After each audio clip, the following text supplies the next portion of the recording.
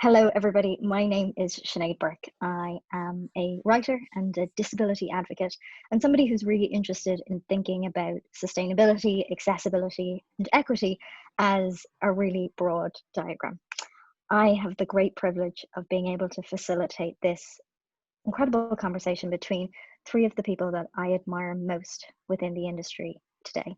Just to note, we will have closed captioning available later on in the session.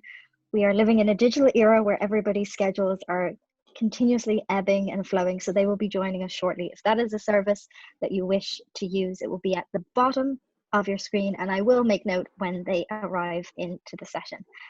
So today's webinar with Woolmark is specifically about design choices, from materials to end of life. We have an incredible panel today. We have Richard Malone, we have Stephanie Benedetto, and we have Bore Akkerstak. I did my best attempt at that surname. By the end of the 40 minutes, I will be absolutely fluent, but thank you so much for your patience with that. And I could spend the beginning of this session giving you my sense of who these three extraordinary individuals are and how they are having an impact on the world, but it will do them a disservice. So I would actually like to go to them first and ask the question, how do you describe yourself and the impact that you are having and your work is having within this industry? Stephanie, may I go to you first, please? Absolutely, and thank you so much for that. I'm really excited to be here with everybody. My name is Stephanie Benedetto, and I'm the Queen of Raw. And we are on a mission to turn the world's pollution into profit. So just to give you a little background, I come from a family with over 100 years in fashion and textiles in New York, if the accent doesn't give it away, although I swear I don't have one. Grew up around the industry and always loved how powerful it was to connect people all across the globe. But I disliked all the waste it produced and all the unused textiles and finished goods that just go wasted year to year. And I just believe there had to be a better way for people, a better way for planet, but also a better way for a business's profit, because this waste is expensive. You know, every single year, about $120 billion worth of unused fabric just sits in warehouses collecting dust or being burned or sent to landfill. So we came to tackle that problem head on. We built Queen of Raw as a global marketplace. So anyone from a student maker, crafter, quilter to the biggest brands and retailers in the world can buy and sell their unused textiles with each other. Obviously keep it out of landfill and turn what would be pollution into profit. And really excited, you know, to date, we have saved over 1 billion gallons of water. That's how we quantify a big piece of the impact we're making, and excited to be here and share more about it. Gosh, Stephanie, thank you so much. I'm really glad that I don't have to answer this question about how I'm having an impact, because I'm not sure I'd be able to articulate statistics as really inspiring and important as those. Bore, if I could go next to you, how do you describe yourself, your work, and the impact that you are having? Of course. Thanks first of all to have me here. Pleasure to be here amongst great people, of course.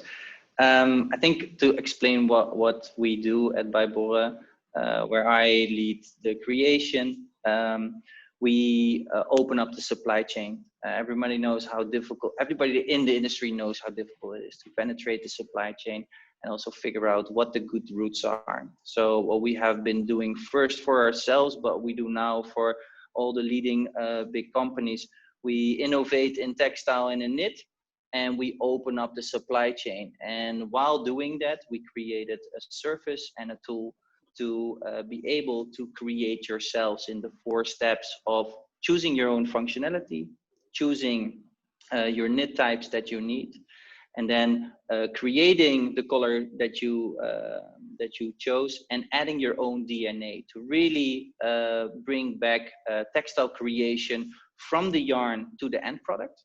And while doing that, totally making that whole process transparent with all the partners in the supply chain. So from yarn to machine manufacturers, so that we can really educate as creators, our end consumers, what does it actually take to make something?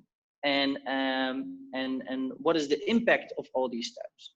So that they can later on also make that choice. Because if they know it from the good products, they also know that why the bad products they shouldn't use. And I think that transparency, that is something that we advocate. That was something that we push, and opening up that whole creation area for all creators, because they are the ones that are the ones that can change the world. They are the ones that need to ask the right questions. They are the ones that are going to choose to not overproduce, to not make if it's not necessary, and to make it with the right materials for the right reasons. Thank you so much. I really love that idea about measuring impact, not just by what you can influence, but how your success can shape a trajectory for those who are coming behind you. That this notion of your impact is not that it's irrelevant, but it's in contrast to the impact and the influence that you can make to those who want to work in this space too. I think that's really interesting. Richard, I'd like to come to you next. How do you describe kind of yourself, your work, and the impact that you are having? Well, I'm Richard Malone. I'm an Irish designer now based in London. I won the Woolmark Prize earlier this year. I'm kind of a designer and artist. I came from more of a fine art background into fashion. And I grew up in rural Ireland in Wexford. So not a city person at all. And I think now in retrospect, growing up somewhere close to the sea and surrounded by fields and a lot of sort of farming culture, I think that really influenced my approach to seasonality, and understanding kind of respect for the environment. And I started my label in 2016 after graduating from St. Martin's, and I was made the first couple of ones out of my dad's shed in Wexford. And originally it was a lot of sort of dead stock, and I kind of treat each collection or project it kind of like as a research experiment sometimes, and whether that's like we're working with dead stock or working with EcoNil to develop sort of fabrics from ocean waste. Or I worked as a creative director of Oshadi in India, so we worked with developing amazing tencels and cottons, and working with an amazing farming initiative, and always I guess keeping it really transparent with the people that buy my clothes. The real difference when I started and where I found difficulty was that I wanted to do a made to order business. And every time I went for a sort of sponsorship or a prize, people found it really difficult to quantify what I wanted or how to value it, because I didn't want to be a Prada. I didn't have the aspirations to have a huge wholesale business. I didn't want to just produce. I didn't want to do made to order. And I think I've been very good at sort of saying no to a lot of those things, but also then trying to slowly build what I want and to keep educating myself. And I guess having an awareness and being quite transparent and honest about, where I am as a designer, and kind of going against that idea that you're a sort of designer at 24 that has like a really creative vision, that you have one product that you can sell millions of. And that's kind of still what we see so much of coming out of universities, especially in the UK. So really being aware of that and kind of working against it, and trying to just build things slowly, and I guess putting a sort of new value on luxury that isn't about logos or about status. It's more about education and about time and about craft and keeping things local, or finding better ways of doing things, and understanding that everything can be improved, I suppose. I think that's so important, and almost putting a currency on purpose, not in a way that fulfills this notion of capitalism, but the idea that we should all exist within this directive of having purpose within our business. Speaking of purpose, which is a nice segue, our closed captioner has arrived. So if you would like to see English captions underneath the conversation that's happening here, if you go to the bottom of your screen and click the arrow beside closed captions, there will be an option to show subtitle and to view the full transcript, both the conversation that's happened already and at the end, which is one of the things that Woolmark is trying to do in order to increase access from a broad principle. Richard, I've been fortunate to be very familiar with your work for some time now, and thinking about those who are participating in this session and the attendees, I'd love to know, why are natural fibers, based on your definition, like so critical to your success? Why is it integral and important to you? I think it's a combination, and I think that it's whether it's natural or synthetic or whatever, it has to come from a place of regeneration in some way. Like even if we're working with recycled polyester, that still comes from a place of regeneration. And I think understanding that where we're at in terms of sustainability, I think really is the very tip of the iceberg. And I think that in terms of fashion, everything in the last couple of years, I think it's sped up so much more than what I remember or could have anticipated, where people are looking for a solution right now and people want a black and white answer. And I think that almost everything, there's a gray area. There's a trying to understand, yes, natural fibers are incredible and we have these incredible traditions. And where I grew up in Ireland, there was a huge linen industry and a huge wool industry, which I had an understanding of, that actually has a huge amount of sort of culture and heritage and importance embedded into it, especially in even in Wexford it was more linen, but around sort of the west of Ireland and Northern Ireland you have amazing sort of woolen mills, and checks and things, tartans can really mean something. They can be passed down through a community. And I think I became very aware that a lot of the speed at which we were trying to work at, or that we were trying to be forced to work at, was when I was younger, basically I seen all of the sort of linen factories close down and move overseas, and in real life that's people losing their jobs, that's culture being kind of wiped away. So that was really why I wanted to start working with natural fibers. But also there's another part of me that is like I'm a vegetarian, but most recently I started working with leather because there is so much leather waste in terms of the way people make and cut bags. So we've been sort of patchworking things, or we've been weaving and knitting here in London from leftover yarns, and trying to be really open to the things that I sort of invite into the studio. And I guess when I speak of a collaboration, you really want that to be a conversation that is a dialogue between me as a maker and making something that's kind of exciting and directional, but also that can have a sense of experimentation, but also a real sort of honest sustainability and green sort of initiative at its core. So it's been really important for me, because I think I have a very sort of real-time understanding of it and what the importance of what those things are. And I've been lucky enough to work with Oshadi Collective in India, who they're kind of at that point now where I think people want a lot of these communities and to really speed up and sort of, again, it's just I think we've just lost your audio there, Richard. Oh, you're back. Sorry, I'm back.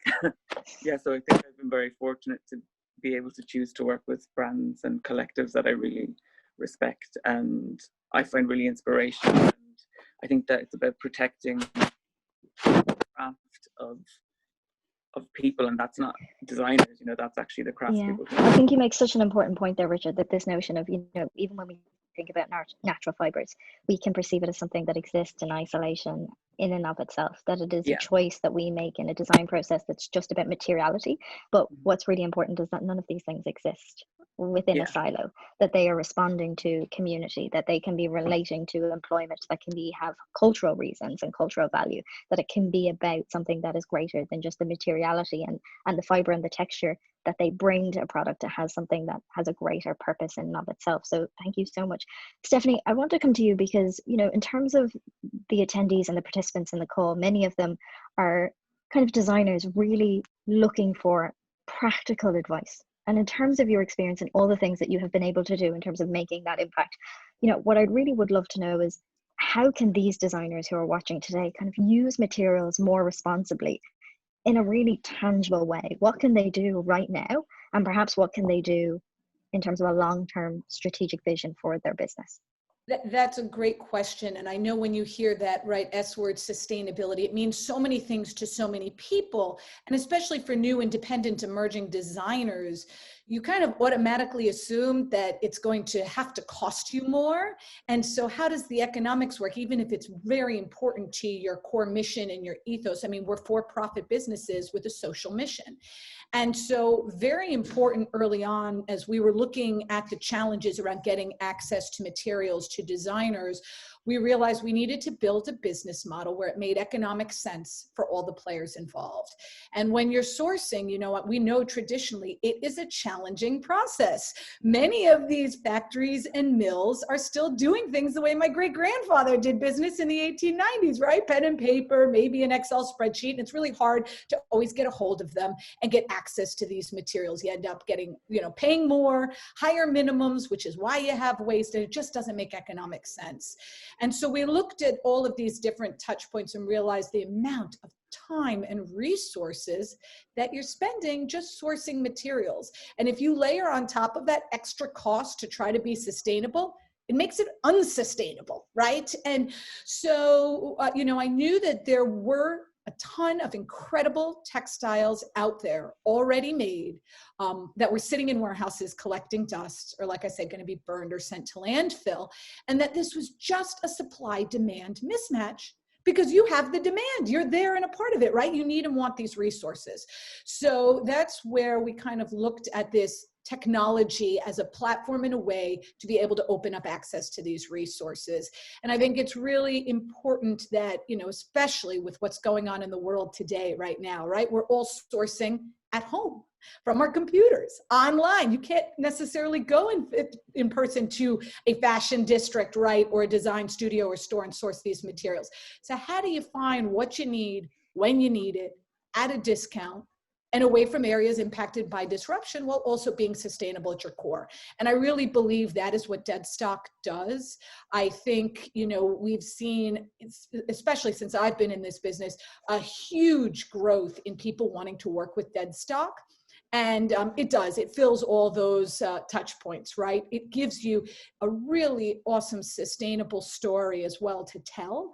We can actually quantify for every yard purchased in our platform things like the amount of water, the toxins, the energy, and the dollars saved by you making that choice and that impact. And kind of to what Richard was saying, you know, we work with natural and truly sustainable fibers. We also work with synthetics and leathers and skins because it's already out there.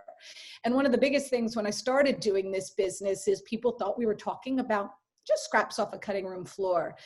Well, you know, fortunately or unfortunately, we work in everything from 1 yard to 1,000,000 yards plus, and it's out there in Dead Stock. So if your concern is about the volume available and repeatability of your designs and getting access to the stuff, it's there, trust me, and we will find it locally sourced to where you are. So I think that opens the door, hopefully, for you to be able to get access to the resources you need with low minimums and low price points, and still have a really powerful, sustainable story to tell, while shaping for what we're seeing coming, right? The supply chain of the future, which I'm sure we're all thinking about. What is it going to look like? What's going on in the world today is a huge opportunity for all of you, because the bigger brands and retailers, right, they have an old school way of doing things, and they're struggling right now because they have to change and iterate and digitally innovate and be more sustainable, or they're going to be dinosaurs.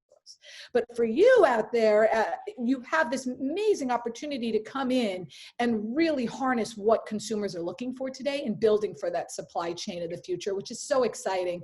It's totally one that's going to be more, to Richard's point, on demand, more local, more sustainable. And that's exciting to see what we can get you access to, so you can do what you do best and go create the best collections and designs for the future. Because unless we're all going to go naked, we're going to be wearing and consuming clothes. Just how and what we're going to consume is going to change. Well, the value of working from home is that people do have that choice, because the legislation around you must wear clothes in public doesn't really serve working from home. But until then, I think it's best that we choose to wear clothes. But with Zoom, right, the sale of shirts have actually gone up even while the sale of pants have gone down. So there's that. But that's it. I think as the world changes, different needs come about. I think it's really interesting what you were saying in terms of the dead stock, that often our assumption is that in order to be sustainable, there is only particular processes and avenues that are available to us, but often we need our biases challenged, even in subjects like this. So you do have me thinking, as a disabled person, I constantly have to get my clothes altered. So even though the dead stock that I'm creating is much more marginal, I begin to thinking, even as myself, as somebody who's not a designer, maybe I could make a headband of that. Maybe I could add that together and make something patchwork. So I think it's about seeing what's in our immediate environment in order to begin to think these things through. Bora, you know, Stephanie there was talking about the notion of sustainability driving innovation, which I think is something is really integral to your business. How do you think circularity and circular economy almost within a fashion business can create innovation? What's been your experience of that? Well, I think it's there's a few things that pop up also, like when I hear everybody speaking, especially like we have a system that is broken, and I think it's beautiful to understand that there is a broken part and a broken outcome that we can still use. So cleaning up the mess. But looking forward, we need to change the system. Otherwise, we'll be keeping, we have to still keep on cleaning up the mess that people make in the front if we don't change the system. So I think circularity is a mindset that, of course, in nature, we don't waste anything. I think in nature, everything what you see is being used and recycles, and we need to learn from that statement. And I think in circularity, now, if we understand better where it comes from, and we can come back, what can we use? It's a solution. And I think that is the interesting part. I think there's several solutions. There's never one, because then you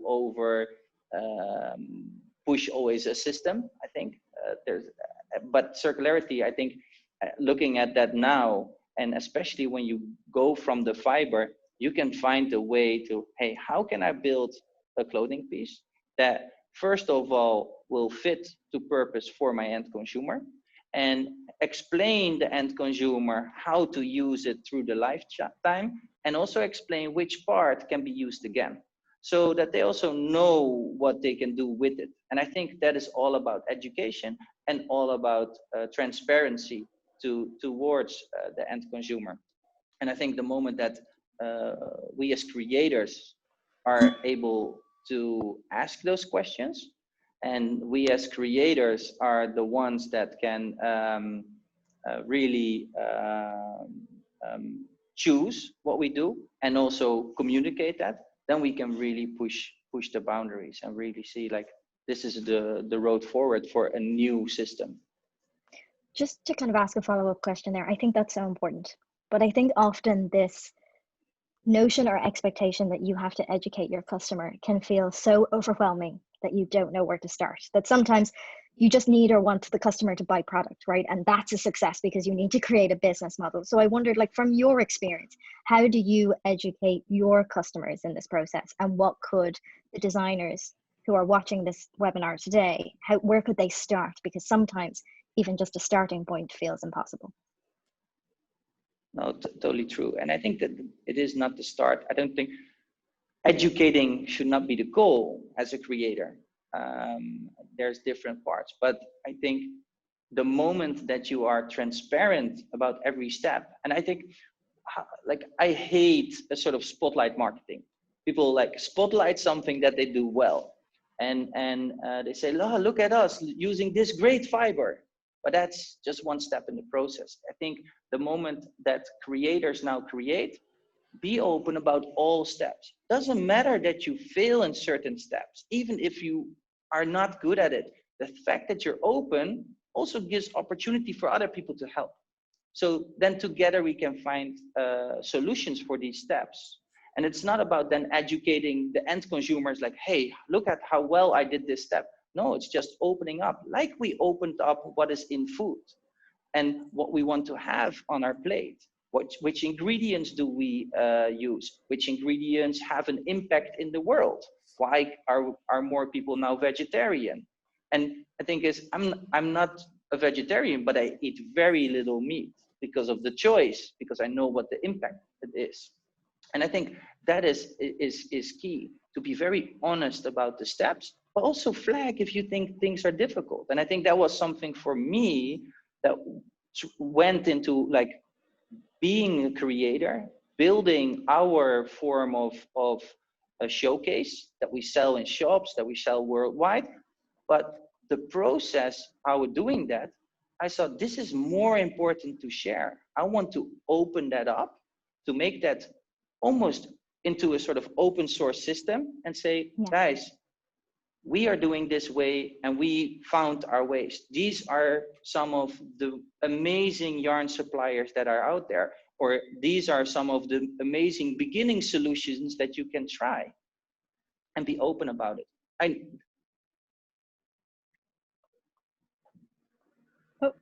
I always had a problem. Oh, he's back. Like, no, our manufacturing is our thing. They always wanted to keep everything secret. Where I thought, like, well, if big brands have the perfect solution, fly knit or pry knit, we waste less, but we protect it so nobody else can use it. Well, I think that's coming back to your point that you started with. World? Totally about creating a new system, that if the system previously was defined by this notion of exclusivity, both in the customer it served, the process that it embedded, but also in terms of even thinking about that sharing of knowledge and of expertise. And I think articulating to your customer, but also to the industry as a whole, your learnings, the supply chain and the experts that you're using and the fibers that you are being able to create and use within your business has value for everybody. We're going to soon go to the questions that have been given by the attendees. But Richard, we're on a point here now where we're talking about education, which as a primary and elementary school teacher is something that is close to my heart. And I just wanted to kind of ask you, because you know you have a very stringent process about educating your customers. Why is that so critical for you? And is there anything more that you can contribute there to give the designers some ideas as to how they can begin this process of educating their customers?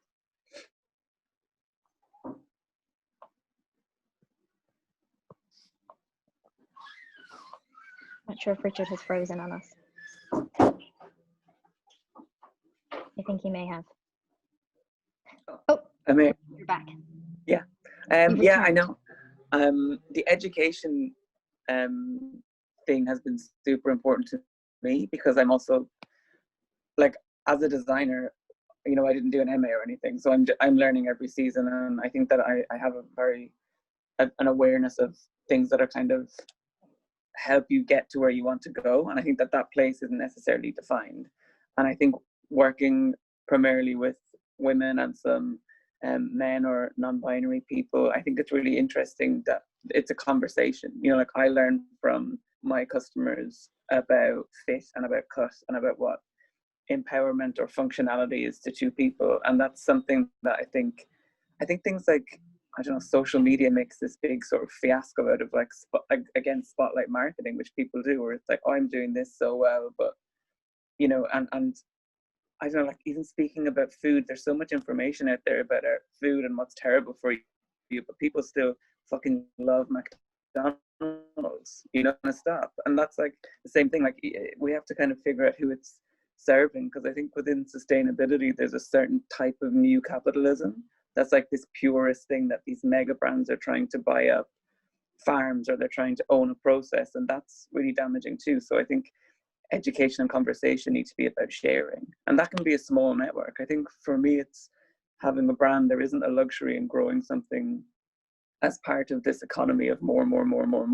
Like, I don't want to work like that, and the value that I get from my work isn't necessarily monetary. It's more getting to work on exciting projects, you know, and being a craftsperson myself and sharing responsibilities with other people. And I think customers have become very interested in your individual way of doing that and how you do that, and again, being open and transparent about how you do that, because it's unique.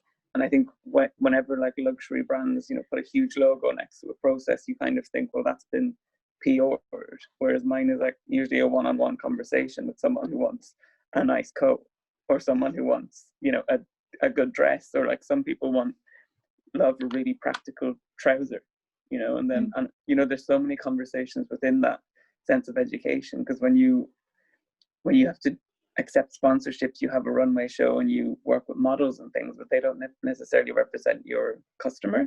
And I think there's this weird kind of new central way of looking at things that of like maybe representation. And when you run a made to order building, like, or a brand, you realize every body and every person is so different and unique. And I think the problem with fashion is sometimes people put expectations on other people of what they're going to want or what they're going to need, and they're always trying to invent what this person wants, or who the woman is, who's the ideal woman. And you're like, that person does isn't real. You've just pulled some words. But it goes back to what Bora was saying, that the system we have known for such a long time isn't functioning, and it is our collective responsibility to do things in our process, in our marketing, and our communications that will change that. And whether that's beginning to detail the processes, the supply chain, and the materials and fibers that you're using on the tag that's attached to your garment, or using social media, there's so many opportunities in which we can build in that process. But there have been some brilliant conversations coming from the designers and the participants in this session. And Stephanie, I'd actually like to go to you first with one of their questions. So Mikolaj from Poland has asked, how do you apply garment upcycling on a bigger scale business? Yeah. Not something that you can just do in one piece, but how do you scale that?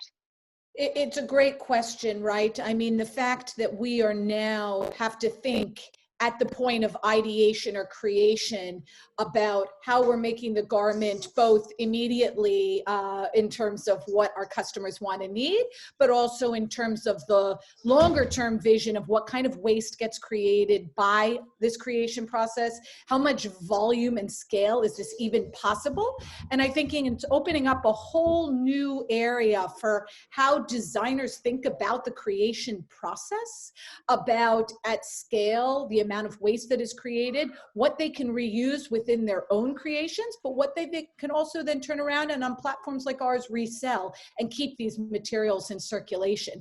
And that for a long time, people thought that if you went on demand and local and sustainable, it meant you had to be smaller and you couldn't do this at scale. And I think what we're starting to see, even with the bigger brands and retailers, is that there is absolute opportunities to grow this and do this at scale and at volume, especially when it makes economic sense for business with these new kinds of models and technologies. And one thing I wanted to add too, which was a little bit based on what Richard just said, is in addition to how you think about creating and wanting your consumer to have a great relationship with the product and want to keep the article of clothing as something of beauty for a long time and consume less, ultimately, there will come a time when it either reaches its end of life and or when you as the consumer are done with it for whatever reason. And I think thinking as a brand and a company about what that means, and that when that point happens, how can you engage with your consumer in order to give them a story and value to the to what's going on? Apologies, you hear my little one in the background, which is why we do what we do, to change the world for them and future generations. But think about at end of life, what are you going to tell the story to that consumer of what to do? Are they going to recycle it? Are you going to be part of, Thread Up, the Real, or Depop, and allow them to put it back into circulation? And how can you as a business reach out to your consumer, take advantage of that economic opportunity, but also design with these things being kept in life for longer? And I think it's exciting opportunities, especially for designers like you. Thank you so much for that, Stephanie. I think you're absolutely right. And sustainability doesn't have to be something that is at scale. And thank you for being so kind as we move through the realities of working from home and having digital webinars. I'm not sure if you saw that I popped out to put my Wi-Fi modem on charge and disappeared for just 3 seconds, and you got to look at my virtual background. So thank you so much for that. It humanizes us all. One of the things where we are reaching each other. we're all people trying to look after the planet and people simultaneously. Bora, in thinking about the questions that the designers had, Mamie from the UK asked something really specific of you, which I think is important. Are there any processes that you would like to see significantly improved or perfected in the near future as we build this new system? Well, I think many, but there's everything that starts and scales to the size that textile scaled to. Like, the population has scaled so much, and there's nothing that we use more in our life than textile. Born, wrapped in textile, and every single day we're engaged with textile so much that it became something that you don't think about as a textile, only the moment that it turns into product. And I think the scaling of all these processes in the steps made certain things very difficult. So what I'm now seeing is I think the and really loving is the diversity in certain materials and the diversity in processes, to also say like, hey, how can there also be smaller processes that have a max that we can use, that even bigger brands can use, but it's like, this is the cap, this is how much it can be. And that these are things that I find very interesting. But one of the main things I think is the processes of understanding the full supply chain. So what does it actually really, what do you need in the whole process? And we had a beautiful example working with one of the leading sportwear brands in the world, where we were talking about the next steps for the next years. And we were just questioning every step in the process. And one of those things was when we came to color, because they have whole color teams where they said like, yeah, but these are the colors that we choose this year. And I just questioned, okay, but why? Like, you choose yellow, I don't like yellow, and then you're stuck. So, but why are you using yellow? So, and then it was a very interesting discussion. It was like, okay, this is for function, or this is just for aesthetics. And I came to a point, it's like, but why don't we use the true color of materials? Because that's a very good story too. And you cut out certain processes. And suddenly there were whole processes where we didn't use any color, but the real colors of the materials, where suddenly zippers became 4 types of metal, and cutting out the electroplating, the galvanization, the electroplating, the galvanization, you do that twice. And those are one of the most horrible steps in a process. So I think what I like to see is creators understanding what they really use, and getting the ability to understand the process and challenging that, and also opening it up. So if you find something good, put it like on a pedestal and show it to the world. And the moment that you start doing that, I think you also start, you're like, now a lot of these things is the KPIs are on money. And I think where we need to go is that the KPIs are on money, because we all need to live financially and stuff, but they also need to be on the responsibility of the materials use. So how much material you use for the end product, and then who do you use to the people side? And if you look at those 3 points and they value out, then you can never disregard the people working on it or squeeze them. You can never disregard the world and squeezing the world just for a financial gain. And I think that is the massive shift that we have to make, what didn't happen the decades before. Yeah, it's having almost that curiosity to be able to ask why, to then take that learning and see what can be done from it. And I think it's about challenging that even further, you know, thinking about through different lenses of sustainability, equity, accessibility. That's, you know, oftentimes zips aren't the most accessible fixture by which we can be using for product. How do we think about magnets? How do we think about Velcro? Are those 2 materials sustainable? Is there an opportunity for innovation in thinking through those different lenses? But Bora, you spoke about something there about, you know, still the importance of the economics, how that is still essential even when we're thinking through a circular or a sustainable business. And Richard, ISA in India has asked a question for you. You know, if people start to consume less fashion and if they start practicing slow fashion, can brands continue to grow? And if the slow fashion, if they do embrace this slow fashion system, can they continue to pay fair wages to workers? Is it not in conflict or an anomaly? The thing is, a lot like this is what I mean by kind of all of the gray areas and all of the questions, is that people, it's very interesting when people talk about fashion, and if you talk about another craft like art or design, a lot of the times those conversations aren't about growth. So it's interesting why fashion is always about growth. You know, like why does every brand need to be enormous? You know, and as a designer, like, that's not my ambition. I understand what, you know, the idea of everyone practicing slow fashion, but it's when, I guess, different economies and different countries look wherever they can in the world for whoever they can get as the cheapest rate.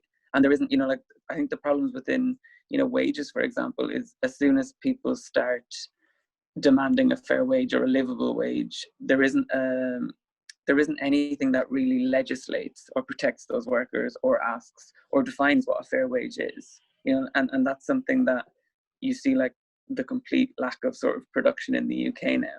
And also seeing I guess in India, like when I was in the south of India, we've seen a lot of the factories that were used by, you know, brands to make underwear, fast fashion, and they're just destroying the planet. And there's no one's there saying, oh, when you're finished here, you need to clean this up. You know, when you're finished here, the responsibility is on the people who live there, and then that company gets to leave.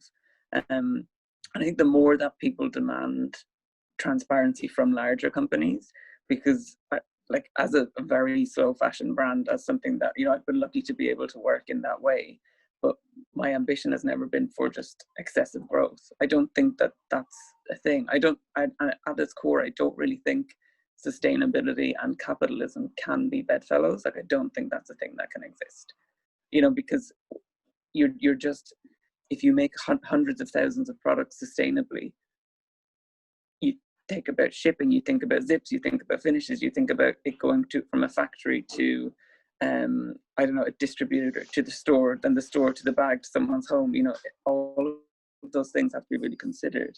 But I think there is certainly a grey area in that a lot of these companies have been allowed to kind of dominate certain areas, and it puts people in really vulnerable positions. And there's so many loopholes as well. And I think that the problem is that even here in the UK, nothing's legislated in terms of sustainability. It's not like with food or with cars where you get, you know, on the front you can see calories and sugar and salt, and there's certain levels that you shouldn't be allowed to have in a product. With fashion, you're just kind of, oh, it looks nice, or it looks like a fake version of something that was nice, it's fine. You know, there's no one legislating, and that's crazy to me that the industry has been allowed to kind of explode to that level. And now the problem that we're facing with the global pandemic is you realize it's actually chaos. You know, it's not like something that's fixable by one solution. There are so many loose ends that really need to be tied up. And I think even with things like social media as a brand or as a consumer, it's so overwhelming to be a part of. And I think, and to even know and who is telling the most authentic story and reflecting their business processes. We're coming really close to our final comments, and as we end this session, but Richard, you said something there that sustainability and capitalism can't be bedfellows. So if you're not measuring success by growth in terms of profitability and a top business size, how do you measure success? Personally, for me, it's looking around and I think feeling value in the products that we make. You know, like, I'm not someone that makes a sort of specific product and lots of it. There's a lot of experimentation and there's a lot of different projects we get to work on as a result. And I think looking around me and understanding that, like, people on my team have a job or are being paid fairly, that, you know, we have a studio, and understanding, like, having worked in very big luxury houses, no one was happier there. You know, like, no one, like, the amount of pressure and the amount of stress and the amount of waste in order to kind of keep up this idea of fashion.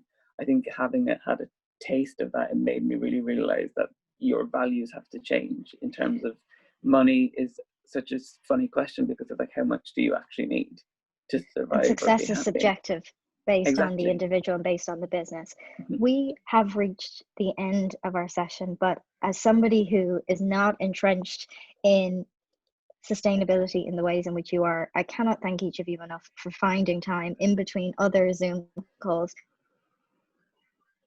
to facilitate this conversation with the next generation of designers. You have created the pathway for so many in thinking about creating regenerative businesses, and thinking about creating innovation and sustainability, and thinking about creating ways in which you can bring forward your expertise to make it easier for others within this system. To those who have attended and who have watched this webinar, in thinking about education, which has been so much about this conversation, Woolmark really want to learn from your expertise and from your learning. So as we end this session, a survey will pop up, and we would ask that you just take 60 seconds to complete the questions that it asks you, because they will better the conversations as we move forward and enhance our curriculum, which hopefully will create a circular economy that will enhance your experience and education. But to Stephanie, Richard and Bora, thank you so much for sharing your expertise, which has enormous value. You are impacting the world in immeasurable ways, and please continue to do so in the midst and after a pandemic. So thank you so much, and thank you to everybody who joined us and finding the time. Thank you. Thank you. Thank you very much. Thank you.